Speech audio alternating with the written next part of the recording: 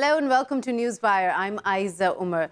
Now, the European chief Federica Mogherini says the European signatories to the Iran deal do not think that Tehran's violations to the terms of the JCPOA are that serious, and they prefer diplomacy instead of triggering the nuclear deal's dispute mechanism. In a meeting in Brussels of European foreign ministers, they pretty much extended what many are calling a lifeline for the 2015 nuclear agreement in defiance of pressure from the Trump administration. As EU is being seen now to come up with some way to save the nuclear deal, there is a lot of criticism from, of course, the US. But whether their steps are headed in the right direction, we will be talking to our guests about that. We have with us on the line Mr. Antonio Scaramella, a geopolitical analyst, joining us from Rome, Italy, and also from Tehran, we have Mr. Hamidreza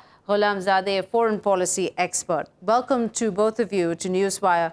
Mr. Hamidreza, I want to start with you. The Foreign Ministry spokesperson, Mr. Abbas Mousavi, had recently, a few days ago, acknowledged that France was making considerable efforts in saving the JCPOA. And now with how this foreign ministers meeting in Brussels, how this meeting has gone, what is the reaction in Iran? How do you feel they are reacting to these European efforts? Iran's position toward the Europeans is something practical and pragmatic.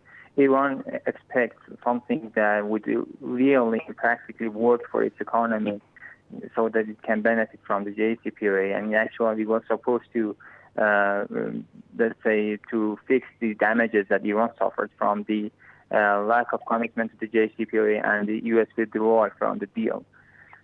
So even in the talks with Mr. Emmanuel Bon from France, who came to Iran, and both Deputy Prime Minister Mr. Araghchi and also Mr. Mousavi said that they had a very constructive talks.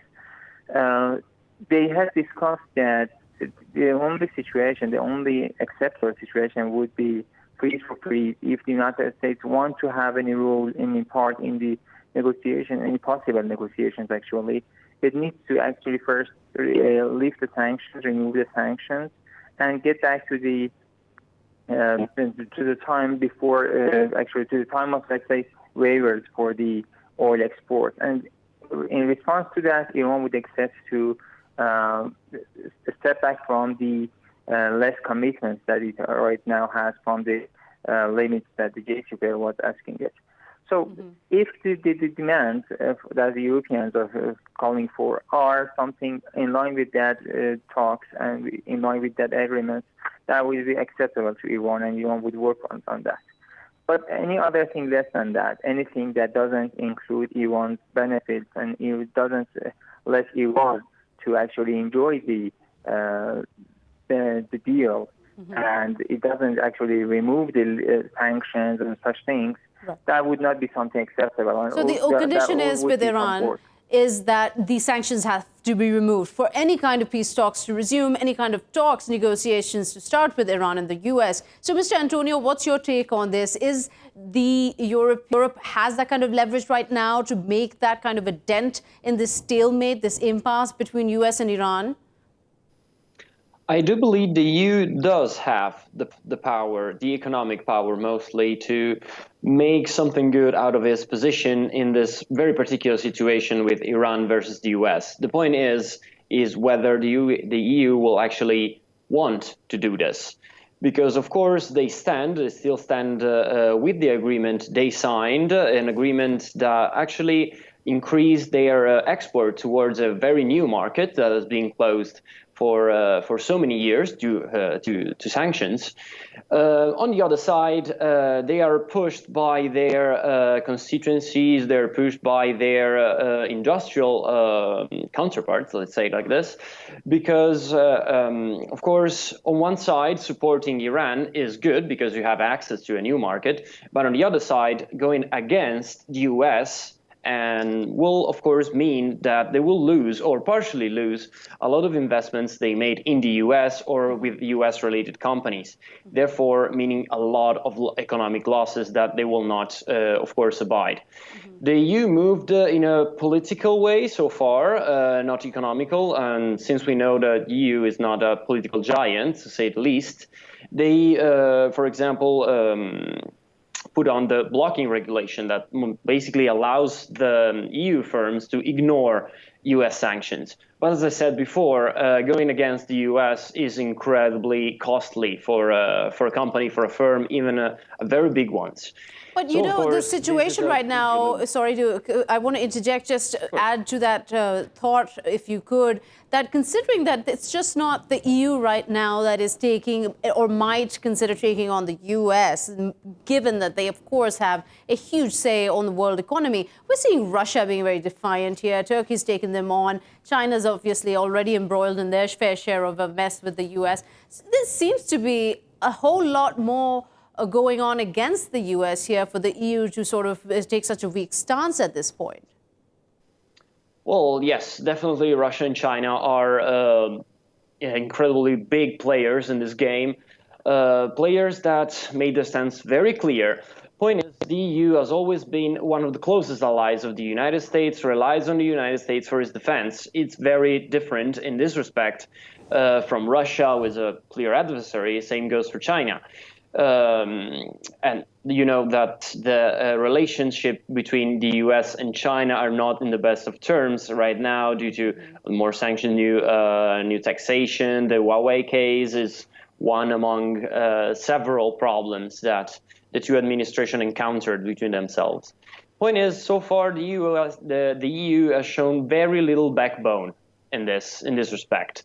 Always been lenient towards a middle ground position that at this point is slowly disappearing, if you want my personal opinion. Both Iran and the US are pushing very hard on their foreign politics. So, of course, Iran is testing their allies, is trying to see if the EU is actually ready to commit.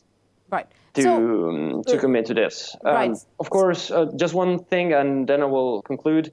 The fact that they proposed this Instex, so an instrument to favor trade between the EU states and Iran, only includes medicines, humanitarian aids, and so on and so forth. And as our colleague before said, what is key is oil at this point. Right, and so it is the key pillar. Possible. It is the pillar of the Iran economy, Mr. Hamidreza. As long as oil is sanctioned for Iran, and none of the other options seem to be that lucrative, especially the criticism coming from Tehran is that Instex gives a very small vent for the Iran trade to continue. How much of the Instex plays a positive role in resuming any kind of sort of talks towards coming to a compromise on the JCPOA?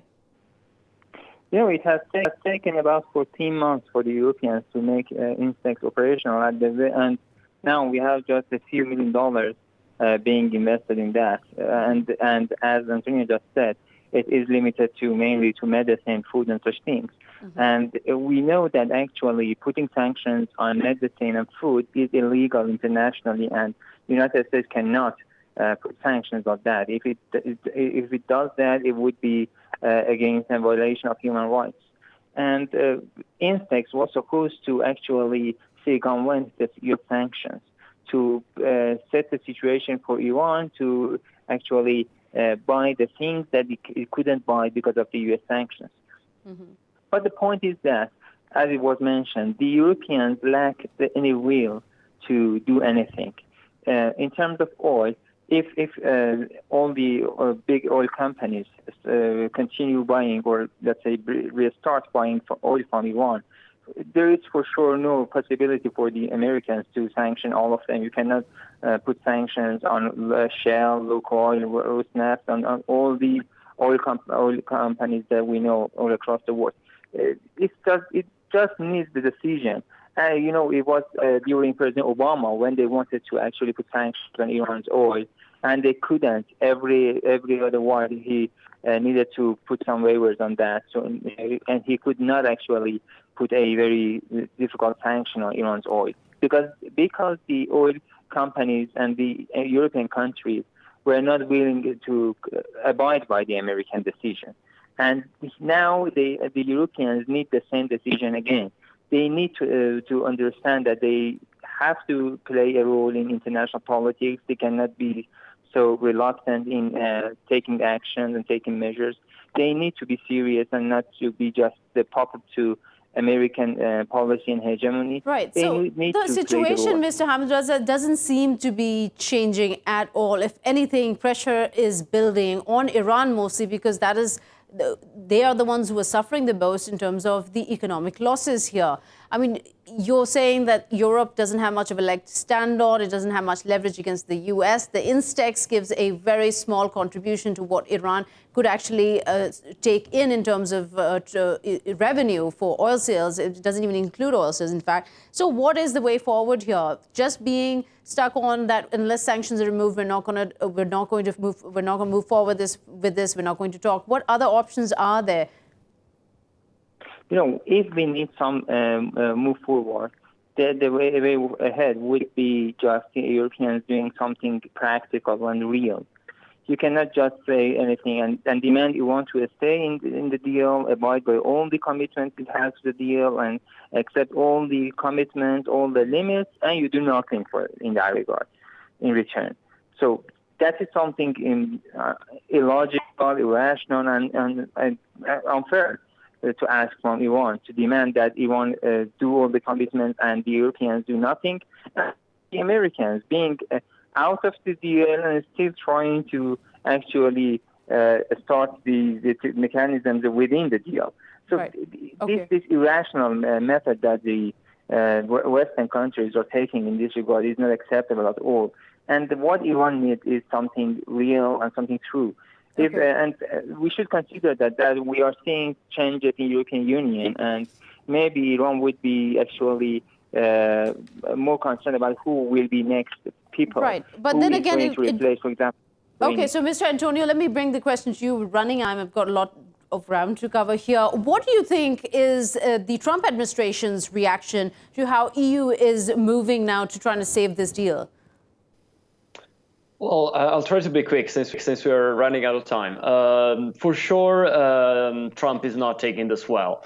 As his personality, he needs to be right at every time, be listened at every time. And the EU is proving anyway, even not completely, defiant to what are his propositions.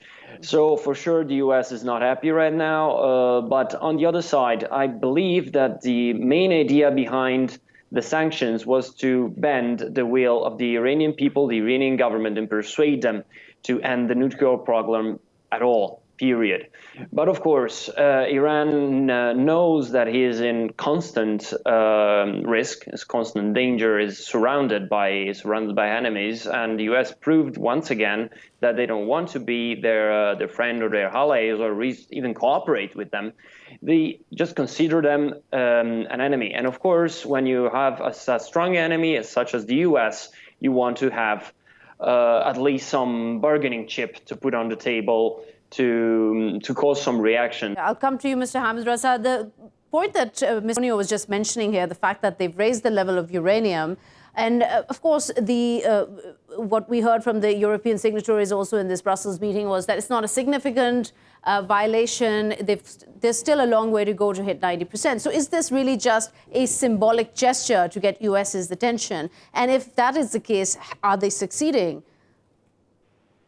The removal of the limitations on the enriched uranium stockpile and the level of enrichment is not a violation of the deal.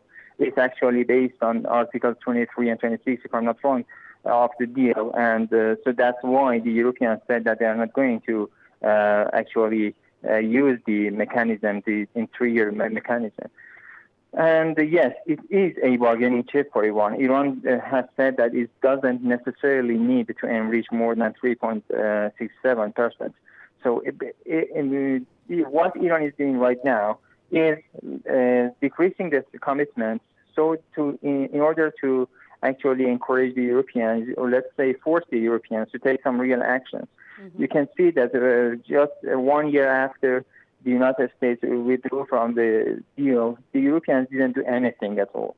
And just as soon as Iran decided to put the deadline and giving an ultimatum to them, so that Iran will increase the level of enrichment and so on, right. They just rushed to do something and take some measures to respond to that. Very quickly, also, the Iran Foreign Ministry spokesman, Abbas Mousavi, he also said that the next 60 days were going to be very critical for the European signatories for trying to save this deal, because after that, the third step would be very harsh. What does he mean by this? That Europeans need to be realistic. You cannot demand Iran to, for example, discuss and negotiate over the defense system and missile defense system. And on the other side, you send British Navy to the Persian Gulf. You send U.S. Global Hawk to the Iranian air space, and send thousands of troops to Middle East, and do all the threats to Iran's security. And on the other side, you demand Iran not to work with, for example, with Hezbollah, not to work on its missile defenses program and such things. Everything should be within the JCPOA, and Iran has been the only and everything should be right. It should be within exactly. Thank you so much, Mr. Hamid and Mr. Antonio, for giving us your time here on the ongoing issue with Iran and US. And with that, we will take a quick short break. We'll be right back.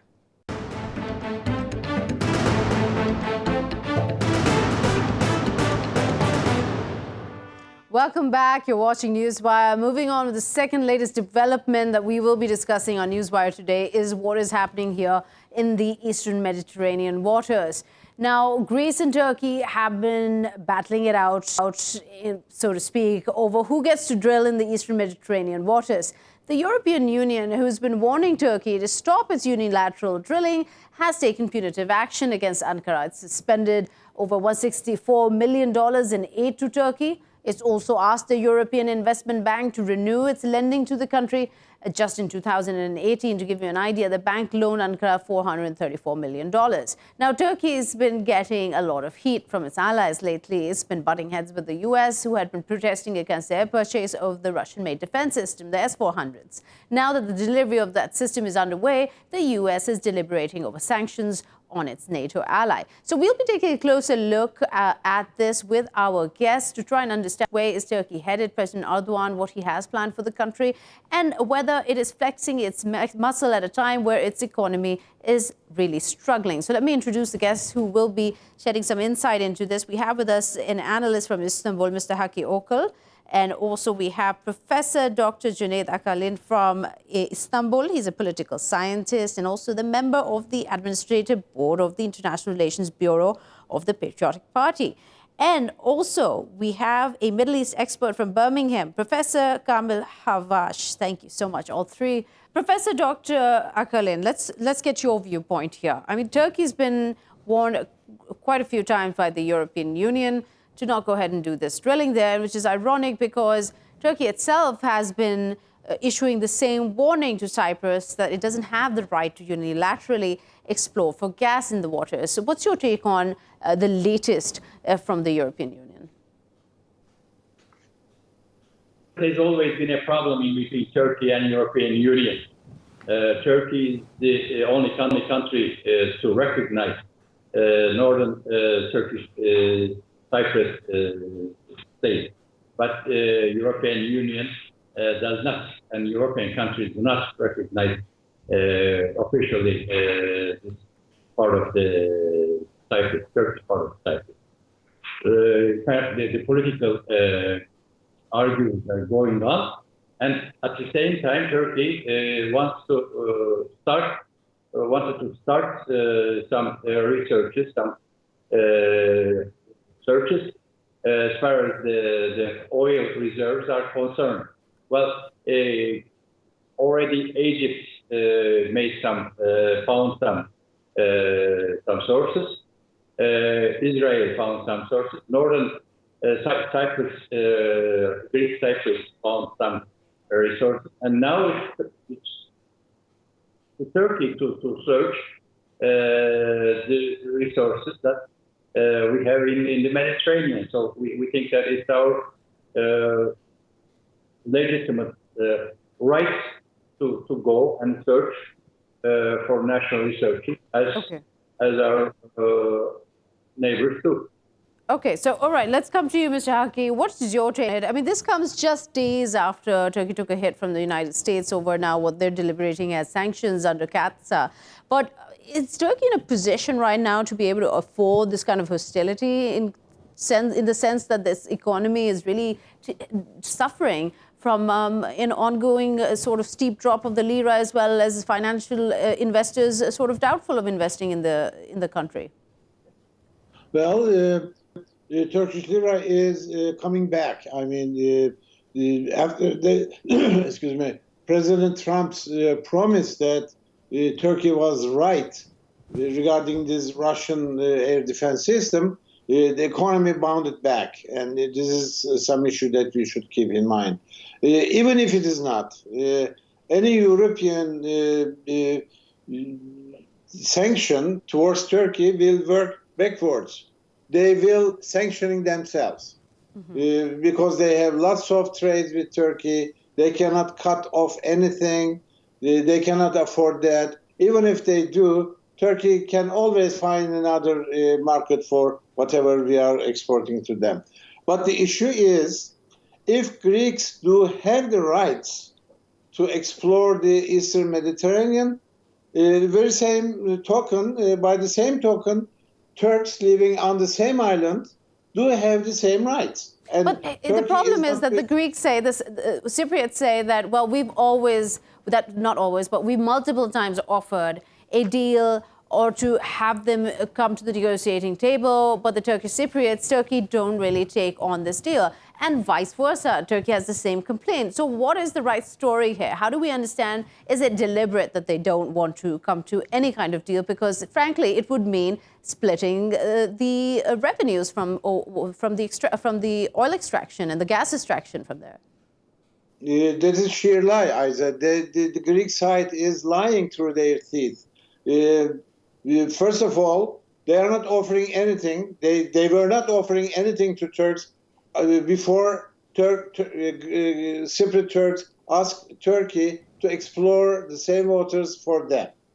All of a sudden, they remember that, oh, yeah, you Turks are also living on this island, and we will be sharing the findings we are going to have with you. Please sit down and let's talk. Yeah, okay. Turkey can stop anytime exploring, not drilling yet, but exploring, and then they will discuss. The two sides in Cyprus will discuss this. But we have to keep in mind that they were not talking to their neighbors only a few miles north before Turkey sent 2 ships and a couple of naval fleet there. I mean, it is shameless lie they are doing. So you're saying that that's not true at all. So, Professor, let me come back to you here. We're talking about whether either one of them don't want to negotiate a deal, whether there's a possibility of that. But at the same time, the Turkish Cypriots, they granted licenses to Turkish petroleum back in 2001. So is that something that is not recognized based on the fact that they don't recognize that the Turkish Cypriots in itself is an independent entity? Well, I mean, of course, that's a very important factor. And for the EU is standing by the member state, and to them, that is the Greek Cypriot part of Cyprus. So the threats regarding sanctions that we heard over the last couple of days have been very much in support of that. So they are saying to Turkey, stop drilling, or we will impose sanctions, starting with the air travel agreement that is being negotiated. But also the likelihood is that if companies begin to exploit the gas on where Turkey is drilling at the moment, that they themselves would face lawsuits from the Greek Cypriot government. So it's very unfortunate that there seems to be no attempt from external players such as the EU, which, okay, is partly because of the Greek Cyprus is part of it, is not completely independent, but it would be much better if they tried to get the two sides or the three sides, if we say Turkish Cyprus and Greek Cyprus and Turkey are the three players, get them negotiating around the table so that things can be moved forward. It's also unfortunate that efforts to bring peace to the island or to settle the conflict after sort of becoming promising a few years ago have gone completely quiet. So you're saying the efforts are really half-baked, but why is it? Why is it not such a big concern? I think it is possible to say that on the register of very different conflicts around the world, Cyprus hasn't figured as highly as, say, the Palestinian conflict or America's conflict with North Korea.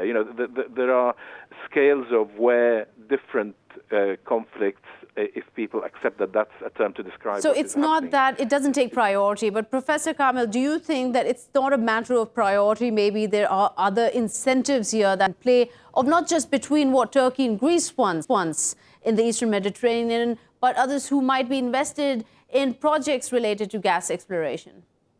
I think that would be the case, but also we must remember that there is also another player in the same area, which is Israel, which also has claims and is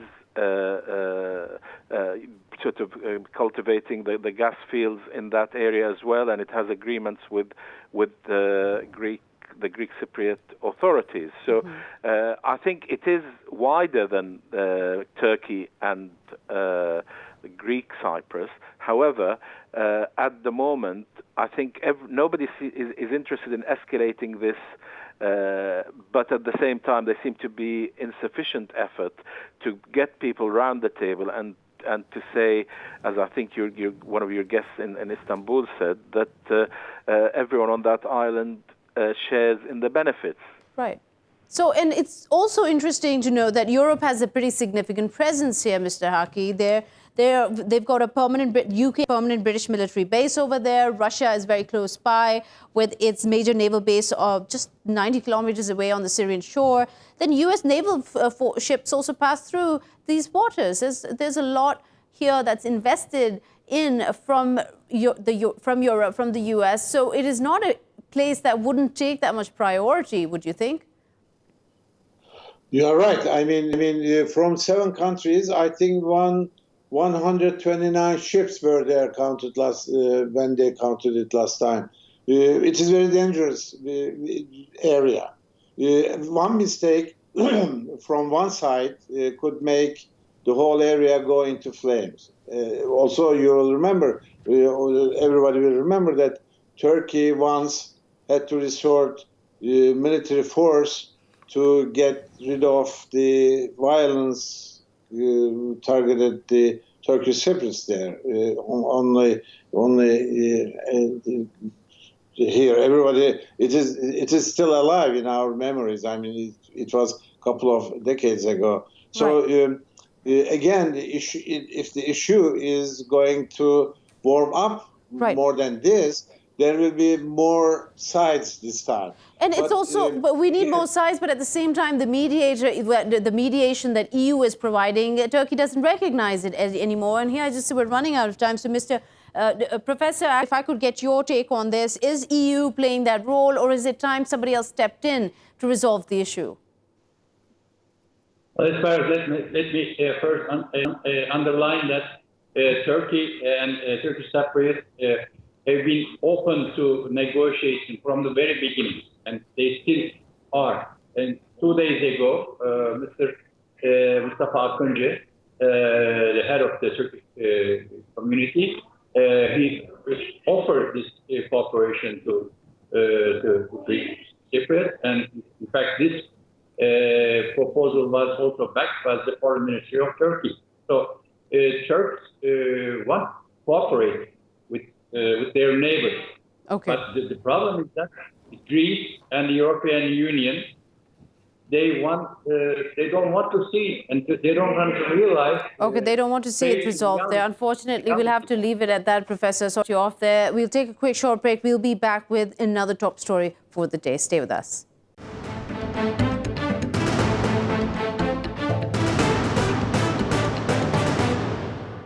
Welcome back. You're watching Newswire. We've talked about not just Cyprus, its fate, and the drilling in Eastern Mediterranean. We've talked about how Iran is faring with EU sanctions being imposed or about to be imposed. Now we're moving towards a story that made the headlines a few days ago, but didn't seem to get much traction otherwise in the general media. We're going to bring it up here about the former Israeli Defense Minister, Avigdor Lieberman, and him saying that there are no innocent people in the Hamas-run Gaza Strip. Now, this, he said, just days after the protests that took place and in the clashes in the protests, fire from IDF, the Israeli Defense Forces left 30 Palestinians dead. And this included one journalist.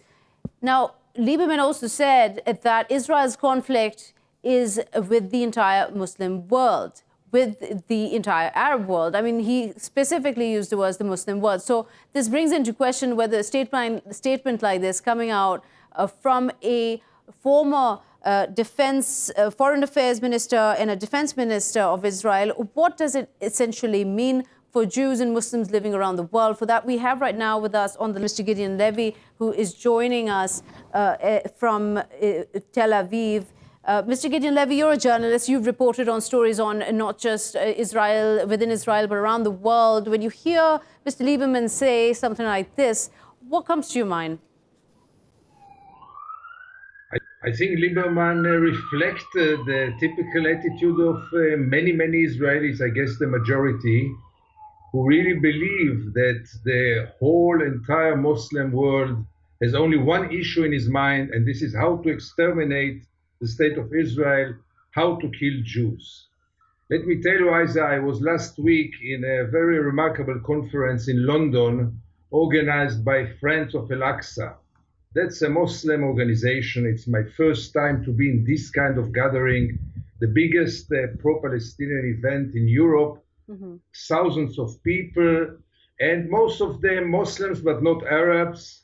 They were, part of them, religious. And for me, it was a new experience. And I realized that even in this audience, who is very devoted for the Palestinian cause, I couldn't feel any anti-Semitism. I hardly felt a real hatred toward Jews or toward Israel. What I felt is a very bitter criticism on the Israeli policy, on the occupation, on the brutality, on the crimes, all justified criticism, but not more than this. But people like Lieberman, who are a combination of total ignorance and racism, they spread those declarations only to get some more votes in the coming elections. Nothing but it. But by the way, they are creating a lot of damage. You think they're creating a lot of baggage? How so? Because the Israeli society is incited, because the brainwash machinery in Israel is dehumanizing and demonizing the Palestinians and the Arabs and the Muslims all over the world, creating all of them in one color.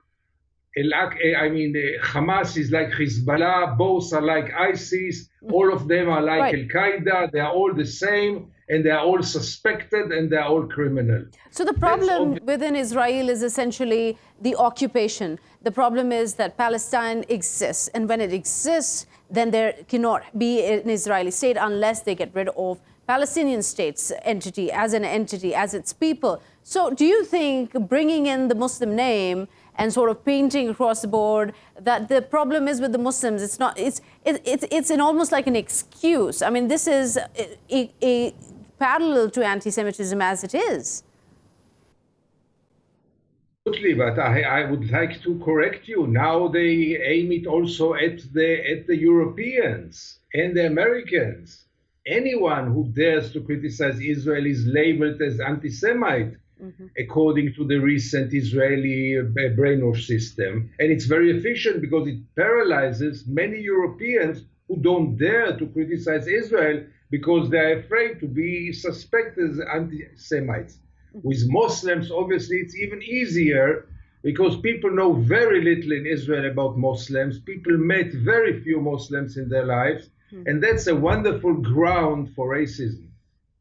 So he's done this right ahead of the elections that are coming up in a few months. And he's been said by analysts that he is one of the kingmakers to this election result. I mean, he plays a very, very big role. How much of this is playing on the sentiments of the voters in Israel, trying to galvanize votes? And how much of this is trying to appease his own sort of support within the Knesset? First of all, Lieberman as a person is one of the most disgusting, racist, and above all cynical politicians in Israel. This man cares about nothing except of more power and more power.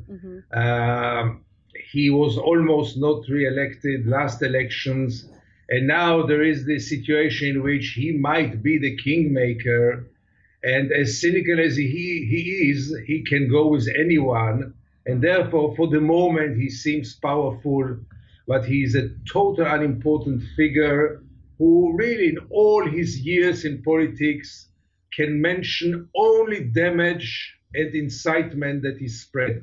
There is nothing positive that this man had ever done. All right. Thank you so much, Mr. Gideon Levy. Once again, pleasure having you on Newswire. And with this, I also want to welcome Dr. Basim Naim, a spokesperson for Hamas. He's speaking to us from Gaza. Thank you, Dr. Naim, for joining us here. Once again, we're talking about Victor Lieberman and how his statement might be almost a threat to the security of Muslims across the world, because painting it under the same brush as the Muslims being the problem really that Israel has, not just the Palestinians. How do you see this statement coming at a time when he's on the campaign trail also for his Israel with New party? Thank you very much.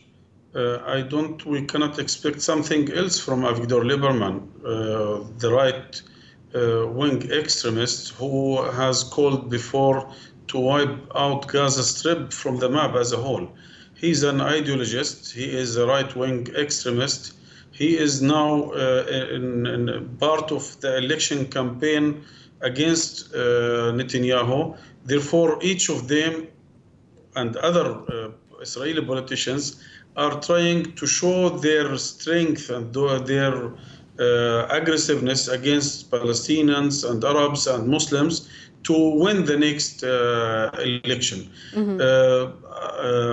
For his unfortune, he is by converting, by widening the conflict instead of only with the Palestinian to Arabs and Muslims, he is calling clearly for a religious war in the region. And so when he says this, and then a phase later, we hear, in all fairness, I'll quote this, Mr. Fatih Hamad, the member of your political bureau, he's saying that killing of Jews wherever they are is justified. Is that a reaction to Lieberman? How would you take this? How would you take your own colleague saying something like this? No. It is not a reaction to what Lieberman said. And the movement Hamas yesterday released a press release. It was clearly that what Mr. Fatih Hamad said is not representing the official position of Hamas and the ideology and beliefs of Hamas. Our problem and our conflict is only with the Israeli occupation, with the Zionist entity. It is not with Jews or Judaism. We have condemned and we will continue to condemn any aggression against any religion, including Jews. Second, we have said many times we are appreciating the position of many Jews around the world who are against the Zionist project here in Palestine. What Mr. Fatih Hamad said is not representing Palestinians in general and is not representing Hamas in particular. So Mr. Fatih Hamad was a one-off sort of renegade comment, which even senior political factions within Palestine and senior religious figures denounced. But let me ask you this. When Lieberman comes out, Victor Lieberman, as criticized as he is as a person for his for his ultra-nationalist views, and does this mean essentially that the U.S., the strongest ally of Israel, is also endorsing this kind of a view? This is exactly what I wanted to say, that when Lieberman said this, he said it as a part of his election campaign. No one in the government or in Israel or in America or condemned his speeches and his aggression against Arabs and Muslims in general, and it was accepted as a policy. This is first. Second, when we see the ambassador of the United States in Jerusalem, he himself is taking a hammer and opening a tunnel under the Palestinian properties toward the mosque and toward the Al-Burak wall. He is himself participating in this extremist ideology, which is planning to expel Palestinians outside of Palestine, outside of Jerusalem, and to initiate or to launch a religious war in the region. Right. This is an American official adopted policies today. When we see again Jared Kushner or Jason Greenblatt or David Friedman or others who believes that the presence of the state of Israel and the support of Israel in destroying the mosque, destroying the whole and annexing the West Bank, annexing the Golan Heights, this is part of a religious vision that paved the way for the return or the coming back of Jesus to Palestine. And that is a religious vision which, Basim Naim, I'm sorry to leave it at that, but just to complete your thought, a religious vision which they themselves say, as Victor Lieberman, including that the state's politics cannot be separated in Israel from the religion. And with that, we've come to the end of the show. Thank you so much, Dr. Basim Naim, for giving us your time here and your insight. We will be seeing you tomorrow with a whole new episode of Newswire. Till then, goodbye.